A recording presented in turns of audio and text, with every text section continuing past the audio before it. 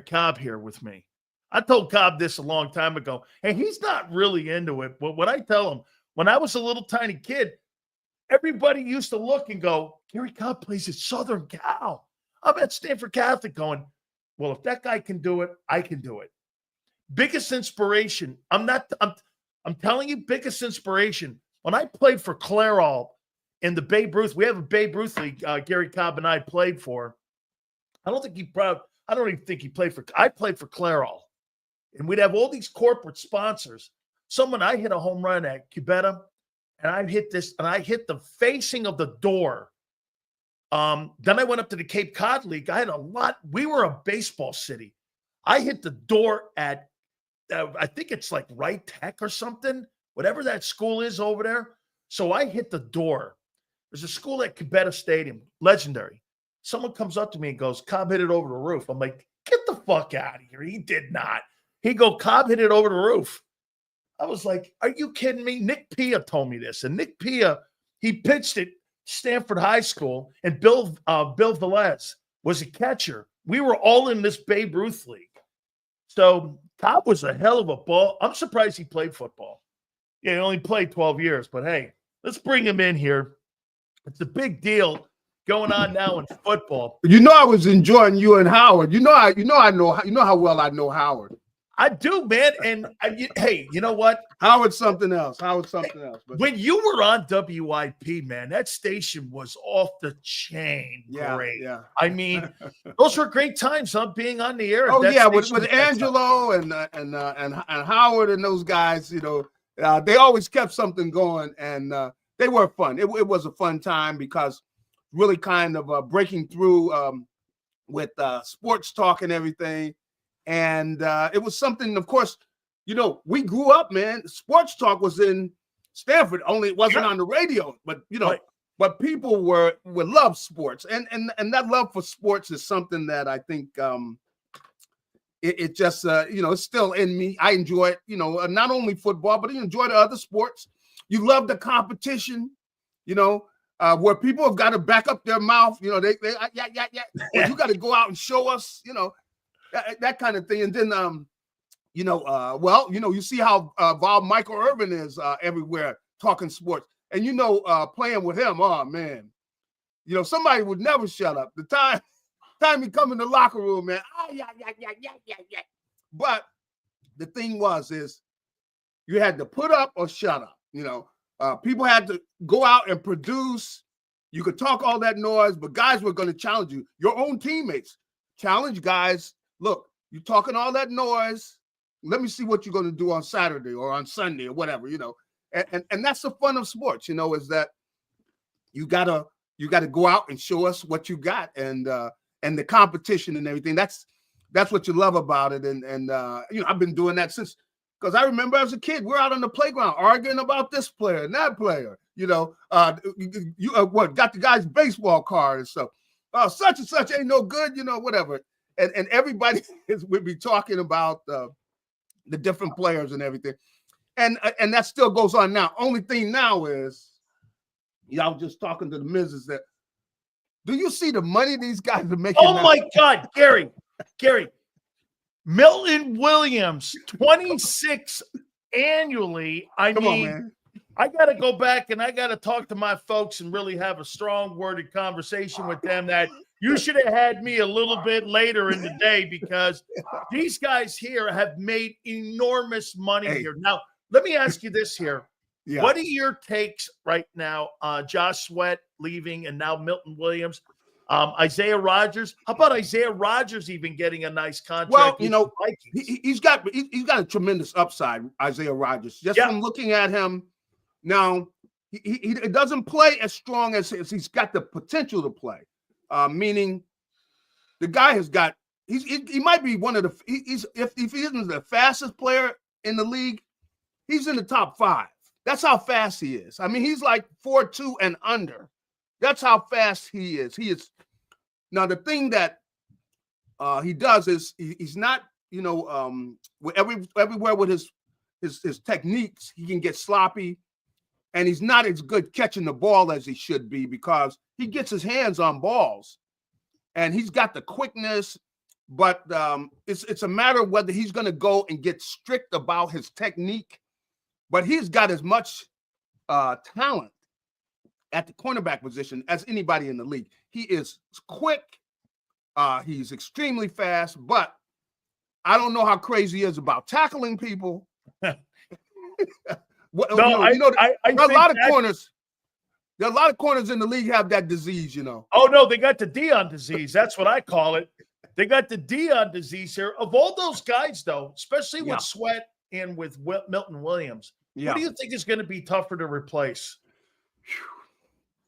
It might be Milton Williams inside, you know, because, you know, the thing he did was, you know, everybody's trying to double team Jaylen Carter and everything, and they're trying to block him.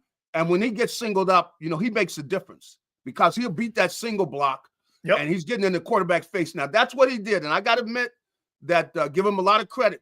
They would double team Carter, and he would have to step up and create some problems. And he created problems for teams because they were so focused on stopping Carter. So I don't know how he's going to be if he's the number one, if he's the guy they're double teaming and everything.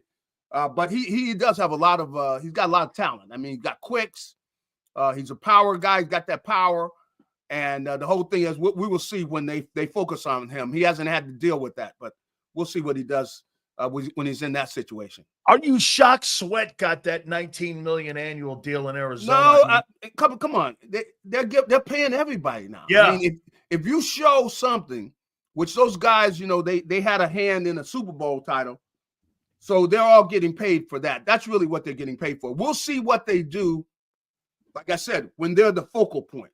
See, and you know what a difference that is. It does. It is. You know, because if you can, like Jaylen Carter, if you can be a factor in a game, even though they're trying to double team you all the time, and you're still a factor in the game, you know, you're one of the better players in the league. And see, that's why Jaylen Carter is at that level. Now, can these other guys do that if they are the guy that's getting double teamed some? I don't know. I don't know if they can do that because that takes a lot, man. That's, you know, mentally, you know, dealing with guys where you got two guys on you and they're always trying to double team you. But we'll see whether they can do that. But that's why Jaylen Carter, he's the special one because he's been able to do that with the double teams. Now, Williams, I don't know. We're going to see if he can do that. Garry, how about this? Okay. You mentioned the money. I just saw Myles Garrett get $40 million. How much money are the Eagles going to have to pay Jaylen Carter next year in his extension? Wow. Do you really believe that they'll sign him to a $45 million annual deal? They'll give him what they got to give him. They will. You know, how we if it's that high, you think they'll go to it? Yeah. Oh, yeah. They will definitely do it. Yeah. Because he's a guy. Come on, really. Think about the playoffs and everything. The closest they came to losing was the Rams. Yep. Now, who closed that game out? He did. It was Jaylen Carter closed that game out. He wouldn't let them lose because they were in trouble, really, because the Rams are driving and everything. Yep. But he closed things out and tell everybody drive safely. I love to hear the drive safely guy. That's the guy you got to pay. The drive safely guy is the guy you got to give the bank to because he tells everybody, look, this baby is over. Give my regards to the family. and that's what he did because the Rams were closing in on the Eagles there. And 3 plays in a row, he shut the door. And and the fact that he did that, I think, says a lot about him. And it says a lot about, you know, how much this team is dependent on him. How about this, Garry? Why do you believe the Eagles are shopping Dallas Goedert? I mean, they're looking for injuries, man. You know, do you think it's time to move on from him? Well, see, that's what they're thinking because a lot of times organizations will say the injuries are telling you something. You know, when you're consistently getting banged up, you know, they're telling you something that eventually it's going to get longer and longer. And that's what they're thinking. It's not his play because when he's healthy, the guy's one of the best tight ends in the league. It is. But the thing is, he hasn't been able to stay healthy. He hasn't been able frustrating. It's frustrating, isn't it? Because it's a lot of money at $15 million. He's super talented, but he misses 25% of his career. Yeah, and the thing about it is, Grant Calcaterra is a good player. He's not a starter though. No. Because he's not big and physical to be able to block. No. Now, he's a great guy to have there as the second guy because Jaylen likes him. You know, him and Jaylen have played together for a while. Yeah. He's got confidence in him. He's a good route runner, you know, and so he's a good backup, you know. But as a starter, I've seen people, you know, I'm going to look up and slap him down, you know, like, man, what are you kidding me? You're going to try to block a defensive end? Going like, man, you better get out of here, man. He's too light in the cakes, man. Too light in the cakes, man. You know, unless he can go and somewhere get in, do some eating and get in the weight room or something. No, but his body though, just look at him. He's not that kind of guy. He's a Garry, good backup though. He'd have to put bricks in his pocket for like him to hang in there. Here, couple last ones here for you. Are you concerned about losing Becton, especially after you sign a contract with Barkley for that extension? That, you know, I mean, now again, to be fair, the last 2 years they've replaced that right guard position of Isaac Seumalo with Cam Jurgens, and then even with Becton. Do you think that that's one of the most interchangeable pieces that they have on their team, is that right guard? Because, you know, until Barkley got there, the running back was a revolving door with Miles Sanders, DeAndre Swift, and Barkley. The right guard position was a revolving door. So, you know, those kind of two positions are positions that they've used to rotate other players in and out. Do you think that'll be a decent job for Jeff Stoutland, and are you comfortable that he'll find the right replacement there? I think that they will find a replacement, but I think they're going to miss him, man, because the thing I liked about Becton is dude's got a mean streak. Oh yeah. You know, I mean, you know, he brought up, you know, that dog, you know, to where they were knocking people on their butts, and Becton was physical, where he's not just blocking that linebacker, he's knocking him on his butt. And when you got guys looking at the tape and they see that, come on. That there's a certain respect, and that's where that Eagles line, I thought, went up a notch or two, because he brought a certain aggressiveness where, you know, they're good, but playing with that aggressiveness, you add that, I thought it made them better, you know. And so I like Becton. You know, I don't know if they're going to be able to pay him or they're playing the game. And see, you know, I had to tell Becton, look, dude, you need to keep your intentions to yourself. You know what I mean? Meaning, like, you don't go like, you know, I'm thinking about staying with the team because I like the team so much. So you guys don't have to offer me any money, see, because I love the team so much, I could play without money. Dude, what are you doing? Dude, you need to go shut up. I think his agent had a conversation with him and said, hey, you know that 3 years, $31 million offer the Eagles offered you? Well, I got 4 on the table right now for 3 years, 45 and up. Yeah. You better start. So I think what he did was he told his feelings and showed his feelings in negotiations of what he wanted to do. But the reality is his agent's telling him there's multiple teams that want to give you really good money. I've seen average guys sign today that are lesser of a player than him. And he must just be really tugging at this thing right now. Yeah, it's tough. And you know what? Because he was just being honest. Yeah. You know, because you could see him over there, man. But think about what he's been. You know, New York is tough, man. If you're not doing what you're supposed to be doing, if you're an underachiever, you know, as a kid, you know, I grew up looking at those papers, ripping them a new one every day, you know. And he's looking at the paper, and they're just ripping him, and he looks at TV and they're ripping him.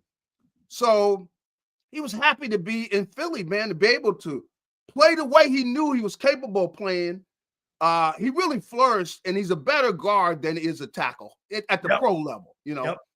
Unless maybe you got a better coach that works with him a while, he could develop the technique outside. But you know, that corner is tough, man. Pass blocking, it's tougher than the guard position. But see, at the guard position, he can be in there and just be a bully in there, and that's what he likes to do. And I'm telling you, he set a even better, I thought, attitude with that offensive line. by knocking some of the people on their butt. He wasn't just blocking the guy; he was putting him on his butt. Oh, he was throwing people around like he's throwing people out of a Yeah. club. So you know, I don't know if he's going to come back. I think he really does. He wants to come back here and everything. If they can just give him an offer that I think that's somewhat close to what he's getting at other places, I think he's still going to come back. Yeah. How about finally here? Does any of this change for you at 32? Now, let's just say they don't move up or they don't move down and out of the first round. Is it still edge? Is it DT now? And now with the talk of Goedert, you got to think in the first 2 picks. I'm not thinking first pick, but maybe second pick, tight end. Yeah. I mean, how do you look at their first 2 picks here right now as you're getting just a couple weeks out from the NFL draft? I mean, has anything changed for you? Well, I definitely think so. I think that tight end position, I would agree with what you said, is that they're going to have to move at number 2. I think they're going to have to get a tight end. You know, that's going to be something that because you need a guy that can't just run the routes. He's got to be able to block. He's got to be, you know, you don't want to make him a problem where you can't run inside and everything. You want a guy that can block that tight end position. That's not the easiest thing to do in the NFL, to block that, because you're going to have to block defensive ends. There are times, of course, sometimes you're doing the double team and everything, but there are times you got to at least hold your own against this guy, not let him just let's throw you around. So you got to come in and you got to be a decent blocker, and that's what you don't see as much on the college level, is seeing tight ends that can block, on the NFL level. There are not as many of them. They can run the routes and everything. So I'm really interested in seeing how this whole thing's going to work out. And it's not the easiest thing. I think they're definitely taking a chance, and hopefully, they can get a guy in here with that second pick and get somebody in there that's physical enough to be able to hold their own with the blocking. Because I think there's quite a few guys that can do the job in the pass catching and pass routes, but to be able to block, and you know how important the running game is. In fact, today, I was over there at the Eagles complex with Saquon. He was over there talking today, and he was talking about, because I had asked him about how what he expected, what does he expect that teams are going to do against him this year. And he says, they're going to get some of what he saw against Kansas City. They're going to be coming up to try to stop him. He doesn't know everything they're going to try, but, he knows he's going to see some of the things they saw where teams are going to try to, take him out of the game plan. And the Eagles are going to have to make adjustments. So I think, he realizes that, a lot of teams, they're sitting, their defensive coordinator, you know what he's doing right now? He's on a vacation, right? And his wife is going, what are you doing? What are you doing over there? Saquon Barkley. That's what I'm doing. I got to ask you here. And Xander, I want a soundbite from Howard. Howard Eskin said this, and I want your opinion on it. Yeah. He said Jaylen's not a top 5 quarterback in the NFL, and he said that he shouldn't be paid more than Josh Allen, who just signed that $60+ million deal annually. Do you agree with that? Well, I could see him saying that, even though I don't think you're giving Jaylen as much credit as really deserved. I thought Jaylen had a lot to do with the running game. See, he did. Come on. That's right. Jaylen, come on. Not only was Jaylen running, his threat to run, but the adjustments. He was the one making a lot of the adjustments they made on a lot of those big runs. If you look at him, you'll see that they stand. He goes from one side to the other, and Jaylen moves Saquon over to the other side. Yep. And they take a play, and boom, Saquon is still running. He's still running right now. They still haven't caught him. And so that part of the running game, I don't think everybody gives him credit for his part in the running game. Garry, he doesn't get $2,000. Yeah. If Jaylen Hurts is not in the huddle. You're right. You're right. He would not have gotten $2,000. If all you got to do is look at the game against who who's that against Washington.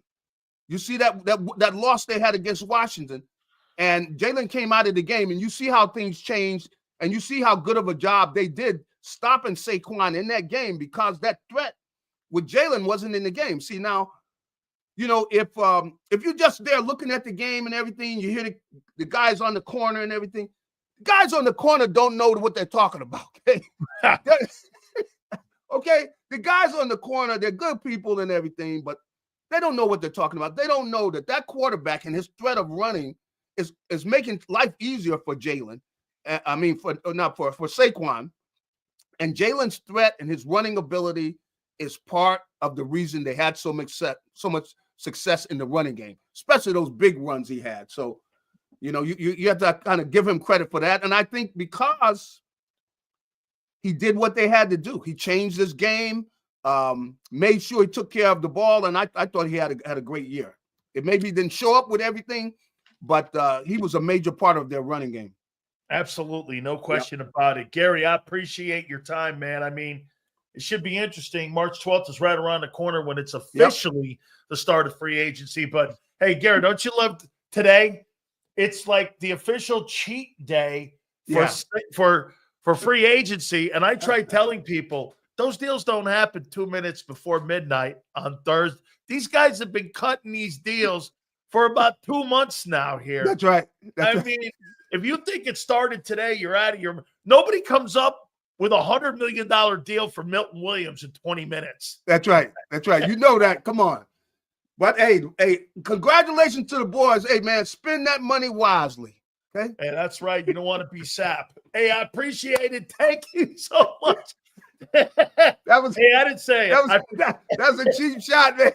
I did, man. I shouldn't have done that. Hey, Garry, love you, brother. I appreciate it, man. Hey, have a good one. You got it. That is Garry Cobb, man. I appreciate that. Yep, absolutely. Did I hear Howard Eskin say, you can't pay Jaylen Hurts more than Josh Allen? What? Holy cow. Whoa. Is he top? No, he's not. I even think he's top 5.